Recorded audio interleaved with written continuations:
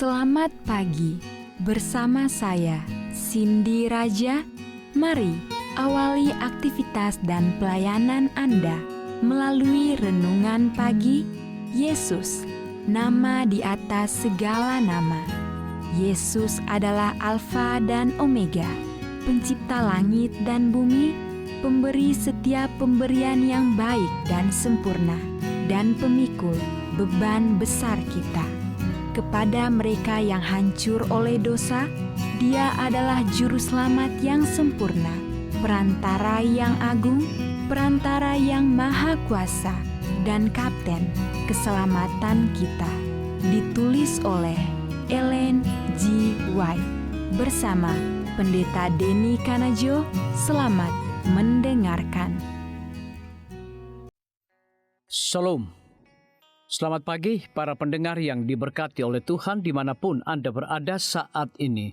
Kita akan sama-sama mendengarkan firman Tuhan melalui audio renungan pagi.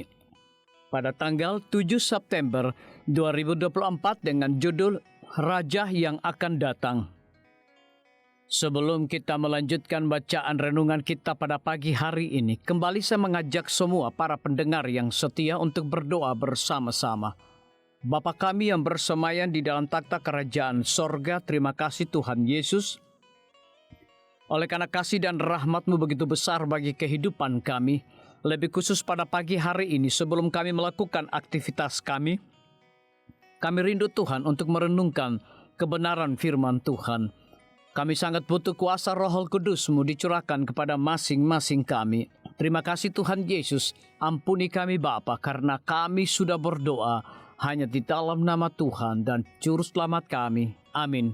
Ayat inti kita terambil di dalam Injil Matius 3 ayat yang pertama hingga ayat yang kedua. Demikian firman Tuhan. Pada waktu itu tampillah Yohanes Pembaptis di padang gurun Yudea dan memberitakan, "Bertobatlah, sebab kerajaan sorga sudah dekat." Mari kita ikuti penjelasannya. Di tengah pertikaian dan pergolakan itu, suatu suara terdengar dari padang belantara, suatu suara yang mengkagetkan dan keras, namun penuh harapan, "Bertobatlah, sebab kerajaan sorga sudah dekat." Dengan suatu kuasa yang baru dan asing, digerakkannya hati bangsa itu. Nabi-nabi telah bernubuatkan kedatangan Kristus sebagai suatu peristiwa yang masih jauh di masa depan, tetapi disinilah satu pengumuman yang mengatakan bahwa kedatangan itu sudah dekat. Munculnya Yohanes secara istimewa itu membawa pikiran para pendengarnya kembali kepada pelihat-pelihat dahulu kala. Yohanes memaklumkan kedatangan Mesias serta mengajak bangsa itu kepada pertobatan. Sebagai lambang penyucian dari dosa, dibaptiskannya mereka itu di sungai Yordan. Demikianlah dengan satu pelajaran penting yang mengandung arti dinyatakannya bahwa orang-orang yang mengaku dirinya umat pilihan Allah itu sudah dinajiskan oleh dosa, dan bahwa dengan tiada penyucian hati dan hidup, mereka itu tidak akan mendapat bagian dalam kerajaan Mesias itu. Penghulu-penghulu dan rabi-rabi, serdadu-serdadu, para pemungut cukai, dan para petani datang untuk mendengar nabi itu. Seketika lamanya amaran yang tekun yang datang dari Allah itu mengejutkan hati mereka. Banyak yang bertobat dan menerima baptisan. Orang dari segala lapisan masyarakat menyerahkan diri kepada tuntutan pembaptis itu supaya boleh mendapat bagian dalam kerajaan yang diumumkannya itu. Banyak dari antara ahli-ahli Taurat dan orang Farisi datang mengakui dosa mereka dan meminta dibaptiskan. Mereka telah meninggikan diri sendiri sebagai orang yang lebih baik daripada orang lain dan telah menuntun orang banyak untuk memandang tinggi kesalahan mereka. Sekarang segala rahasia hidup mereka yang bersalah itu tersingkap.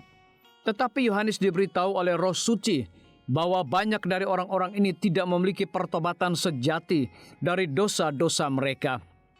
Mereka adalah orang-orang yang mengubah pandangannya agar sesuai dengan keadaan, namun tidak sungguh-sungguh.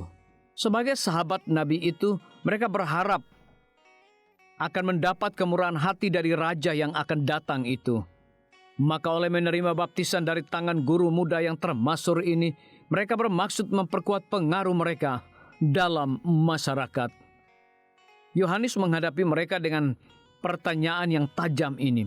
Hai kamu keturunan ular beludak, siapakah yang mengatakan kepada kamu bahwa kamu dapat melarikan diri dari murka yang akan datang? Jadi, hasilkan buah yang sesuai dengan pertobatan, dan janganlah mengira bahwa kamu dapat berkata dalam dirimu, Abraham adalah bapa kami. Karena aku berkata kepadamu, Allah dapat menjadikan anak-anak bagi Abraham dari batu-batu ini. Disalin dari buku Desire of Ages, halaman 104 hingga 106. Renungkan lebih dalam. Jika para ahli Taurat dan orang Farisi pada zaman Yesus dapat kehilangan kepekaan untuk insaf dari dosa, bagaimanakah saya dapat menghindari hal yang seperti ini dalam hidup saya? Biarlah bacaan renungan kita saat ini akan menjadi berkat bagi kita semua. Kembali saya mengajak semua para pendengar yang setia untuk berdoa bersama-sama. Kembali saya mengajak semua para pendengar yang setia untuk berdoa bersama-sama. Bapa kami yang bersemayam di dalam takhta kerajaan sorga, terima kasih Tuhan Yesus, oleh karena firman-Mu pada pagi hari ini memberikan berkat, kekuatan, sukacita rohani bagi pertumbuhan iman kami masing-masing. Pada saat ini Tuhan, kembali hamba-Mu berdoa untuk pemerintah kami. Tuhan memberkati Bapak Presiden bersama Wakil Presiden, para menteri dan seluruh stafnya.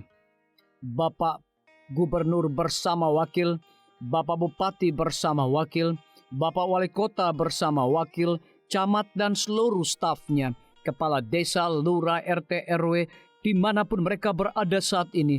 Tuhan lindungi mereka, pelihara mereka, curahkan mereka hikmat pengetahuan sorga, kekuatan kesehatan, agar mereka dapat menjalankan roda pemerintahan boleh sesuai dengan amanah dan titah Tuhan sendiri. Tidak lupa juga kami menyerahkan pimpinan-pimpinan organisasi gerejawi Tuhan dari tingkat yang tertinggi sampai kepada seluruh gembala jemaat. Tuhan urapi mereka, Tuhan berkati mereka. Mereka sangat butuh kuasa Roh Kudus dalam pelayanan mereka setiap hari. Para tim medis, Tuhan berkati dokter umum, dokter spesialis, perawat bidan, para apoteker, dan semua yang memberikan waktu dan tenaga mereka melayani di rumah sakit, puskesmas, bahkan pustu kepada setiap para pasien yang datang membutuhkan pertolongan pelayanan mereka. Engkau berikan mereka sukacita sorga, roh dedikasi yang tinggi, agar mereka dapat memberikan pelayanan yang terbaik, sehingga dengan bantuan dan jemahan Tuhan, semua para pasien dapat memperoleh kesembuhan. Guru-guru, kepala sekolah, setiap siswa, mahasiswa, dosen, rektor di setiap lembaga pendidikan swasta maupun negeri, Tuhan urapi mereka agar mereka dapat mendidik setiap siswa maupun mahasiswa untuk memiliki nilai-nilai religius di dalam diri mereka masing-masing. TNI, Polri, PNS, wira swasta, petani, pedagang, nelayan, ojek online, saudara-saudara kami juga yang ada di dalam penjara, Tuhan hiburkan mereka, Tuhan berkati mereka, cukupkan kebutuhan mereka, dan berikan juga mereka sukacita senantiasa. Para pendengar yang setia yang berulang tahun saat ini dimanapun mereka berada, biarlah dengan bertambahnya usia yang Tuhan percayakan dalam hidup mereka, mereka hidup selalu bersyukur, berterima kasih, dan menjadi saluran berkat bagi sesama manusia. Yang berada di dalam kebimbangan ketidakpastian hidup, Tuhan juga berikan iman yang teguh kepada mereka. Terima kasih Tuhan Yesus, ampuni kami Bapa, karena kami sudah berdoa hanya di dalam nama Tuhan dan Juru Selamat kami. Amin. Demikian firman Tuhan yang telah kita dengarkan. Semoga hari ini menjadi berkat bagi kita semua. Sampai jumpa. Tuhan memberkati.